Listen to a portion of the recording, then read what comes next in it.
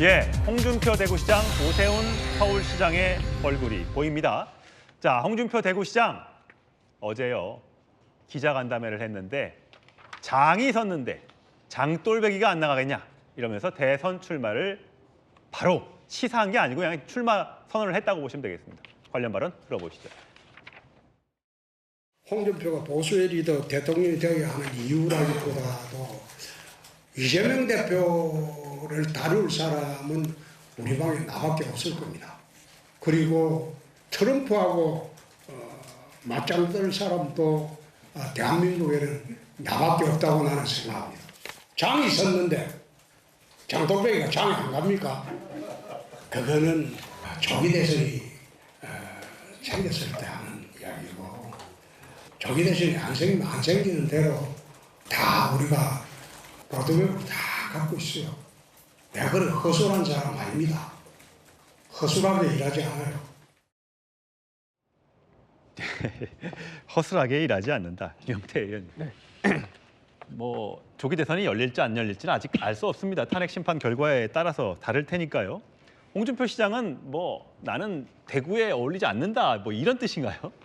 일단 뭐 지금 계엄으로 인해서 많은 국민들이 혼란스럽고 또 저희 여당 아니겠습니까? 그럼 여당이라면 국가적 위기를 수습하는데 최우선 방점이 찍혀 있어야 되는데 마치 조기 대선이 있을 것 마냥 여권의 주요 이런 대선 후보 군분들께서 나서는 것은 대구 시민을 위해서도 보기 좋지 않지만 국민을 위한 그런 도리도 아니라고 생각됩니다. 지금은 정말 여당의 어른이고 대선 주자시라면 좀 이 혼란한 위기를 어떻게 하면 수습할 수 있을지에 대해서 지혜를 모아주시는 것이 저는 리더로서의 자세 아닌가 생각됩니다. 예, 서재영 위원장. 어제 홍준표 시장이 그런 얘기도 했더군요. 이재명 대표와 트럼프 대통령 당선인을 비교하면서 둘이 비슷한 거는 범죄 혐의가 있다는 거, 그리고 스캔들이 있다는 거 이렇게 얘기하더군요. 스캔들은 본인이 더 많아요. 지금 그 명태균 게이트로 해가지고 휴대폰 교체했습니다. 홍준표 시장. 그리고 최측근 박재기 이분이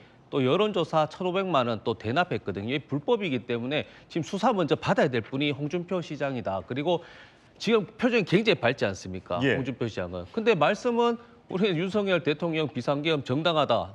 조기 선거 없다고 하면서 대선 준비하잖아요. 저런 이율 배반적 행동, 독단, 독선, 그리고 본인이 어떻게 이야기합니까? 나도 대통령이 될 수 있다고 하면 되는데 보십시오. 나밖에. 저런 독단적인 행위는 저거는 대구시장의 자격도 없고 대선 후보의 자격도 없다고 저는 감히 말할 수 있겠습니다. 예, 대선 후보 자격이 없다라고 하셨는데 어쨌든 홍 시장 뭐 당내 여러 경쟁자들이 있겠죠.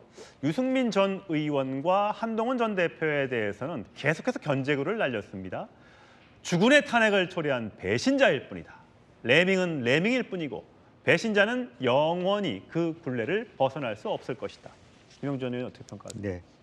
그러니까 죽음과 배신 이 용어는 사실은 우리 현재 어떤 민주공화제라고 하는 그런 그 제7공화국을 앞두고 있는 이 시점에 아주 거리가 먼 단어입니다. 그러니까 본인이 대구시장임을 생각해 본다라면 사실은 대구가 그렇게 후진 도시인가, 후진적인 도시인가 그런 생각을 할 수밖에 없는 거고 마치 무슨 뭐 조폭 세계에서나 있는 뭐 나의 어떤 주군 보스를 모시고 배신했다라고 하는 그런 부분에 대해서는 사실은 수많은 이번에 거리에 나온 젊은이들이 공감할 수 있는 얘기가 아니죠. 이제 그런 면에서 방금 지적이 있었습니다만은 결과적으로는 다른 사람들은 탄핵 찬성하는 데 대해서 쫓아내야 된다고 하면서 그 장을 가장 먼저 즐긴 사람이 본인 아닙니까? 예. 앞뒤 안 맞는 얘기라고 봅니다. 예, 오세훈 서울시장은 과연 그럼 어떤 입장일까요? 대선 출마에 대해서 아직은 신중합니다만 기류는 좀 바뀌고 있는 것 같습니다. 들어보시죠.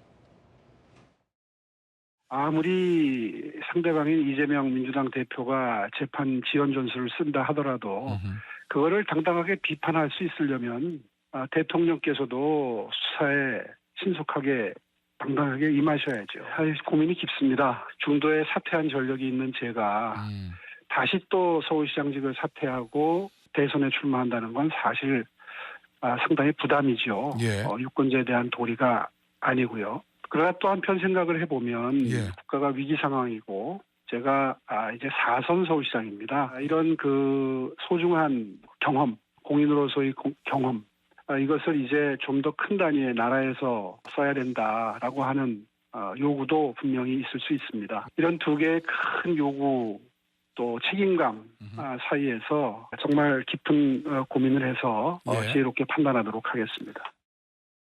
오세훈 시장의 말은 뒤에 방점이 있군요. 그렇죠. 그러니까 지금 우리 국민의힘이 지금 대통령의 탄핵 인용 여부에 따라서는 조기 대선을 준비할 수도 있는 상황이지 않습니까? 그렇다고 한다면 이제 대선 주자 잠룡군들은 이제 물밑에서는 조심스럽게 움직일 수밖에 없고요.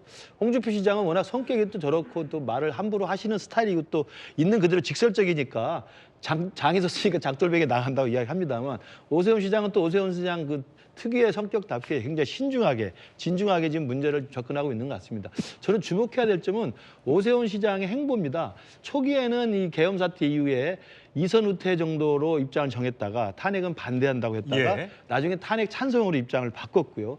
최근에 와서는 어제 저 인터뷰에서 한 걸로 제가 기억하는데 헌법재판관도 임명하는 게 정당하다, 당당하다.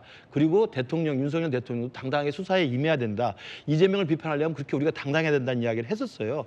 저는 그게 오세훈 시장으로서는 뭐 시장직을 중도에 그만두고 대선 후보를 나갈지 안 갈지는 결정을 못했습니다만 그런 행보를 보면 결국은 대선 후보 이후에 중도 표심이 결국 이번 대선을 좌우할 것이라고 하는 그런 전략적 계산에서 중도의 민심에 좀 부응하는 그런 저는 행보를 좀 익히는 바가 있습니다. 홍준표 대표야 워낙 그냥 강경 보수 입장만 일단 결집을 하더라도 당선이 가능하다고 생각하시는 분이기 때문에 그렇게 하겠습니다만 오세훈 시장은 최근에 탄핵에 대한 입장, 헌법재판관 임명에 대한 입장, 윤석열 대통령의 수사 지연에 대한 입장들을 보면 중도를 향한 소구력 있는 메시지를 날리는 걸로 봐서는 네. 차분하게 준비하는 지금 시간이 아닐까 이렇게 예, 생각합니다. 국민의힘에서는 이렇게 대선 주자들이 하나둘씩 목소리를 내고 있는 반면에 민주당에서는 이재명 대표를 제외하고는 유력한 주자들이 목소리를 내고 있지는 않습니다. 탄핵에 대해서 공감한다는 정도의 내용만 있고요. 한번 계속해서 지켜보도록 하시죠.